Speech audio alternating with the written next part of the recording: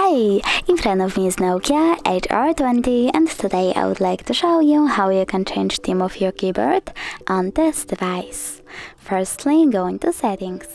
Now scroll all the way down, tap on System, Languages and Input, On-Screen Keyboard and Gboard. Then go into Theme. Now you have to click on Show More to see all available ones, and when you're done, click on one of those images.